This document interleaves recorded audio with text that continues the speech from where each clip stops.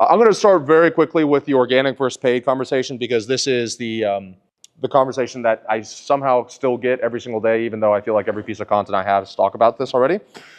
But in short, should you be running organic or should you be running paid? Just so I can get an idea here, who here is running paid ads? Raise your hand. Oh, beautiful. I love it. Okay, and put your hands down. Raise your hand if you're just doing organic, no paid. Okay, cool. Okay, beautiful. So that means that everybody else is doing paid or a combination of paid and organic. So for me, in today's day and age, I've talked about this a few times, but there's something called the levels of awareness or buyer sophistication in any kind of marketplace. And in short, what that means is that the more aware your market is, the more difficult it is to acquire customers. So I'll give you a great example. When I first started my real estate advertising agency 5 years ago, I was just saying, hey, we'll generate you 100 leads. That was it. No guarantee, no nothing else, no calling, no nothing. And that worked very well for like 6 months. And then everybody else was saying, hey, we'll generate you 100 leads. So then I started saying, I got an ISA center, which is an outsourced call center. And I said, hey, we'll not only generate these leads for you, but we're actually going to call, email, and text them 12 times over 5 days and set them on your calendar. And so that helped us go for another 2 years, hit a 200K a month run rate. But then after that, everyone started doing the exact same thing. So then at some point, I started seeing offers popping up being like, you only pay us when you close a deal, which is actually illegal if you're not a real estate agent, but that's another conversation. So what you're seeing here is an evolution of an offer in a marketplace. And what a lot of people will do is they will keep the same offer and run it for 3, 4, 5, 6, 7 years. And the issue with that is as buyers see more and more offers, and especially with organic content and paid advertising today, they're getting hit with 15 offers, maybe in the same day, that are very similar to yours. Well, there's two games that you can play.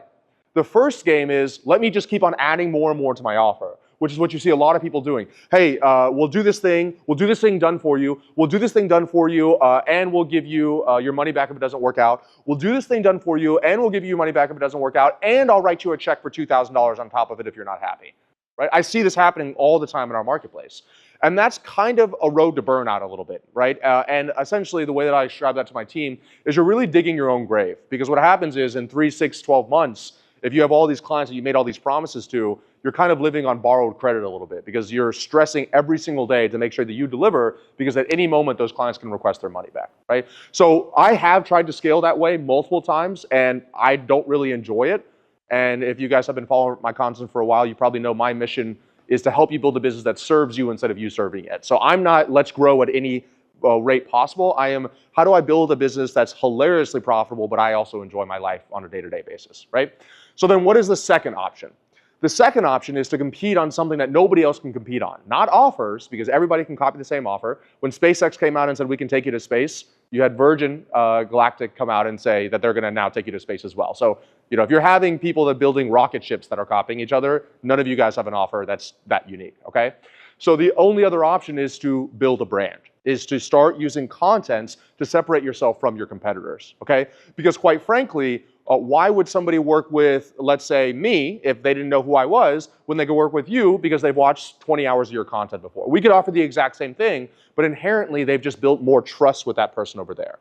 And that's really all content is for me, is just a trust building mechanism, right? And a few great examples I always give is if you look at Kylie Jenner or Dwayne "The Rock" Johnson or Conor McGregor, all of them were able to generate multiple 9 figures. In Kylie Jenner's instance, she actually made $1 billion. Creating a company that sold incredibly basic products, makeup, whiskey, and tequila. And they were able to do that in a couple of years because they were the ones that were the face of the company. They were the brand, right?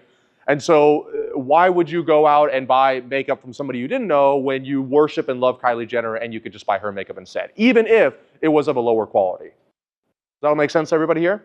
So in my opinion, it's no longer organic versus paid. It's essentially that you need to have both on there. If you want my help installing any of these systems in your business done for you, be sure to book a call with my team down below.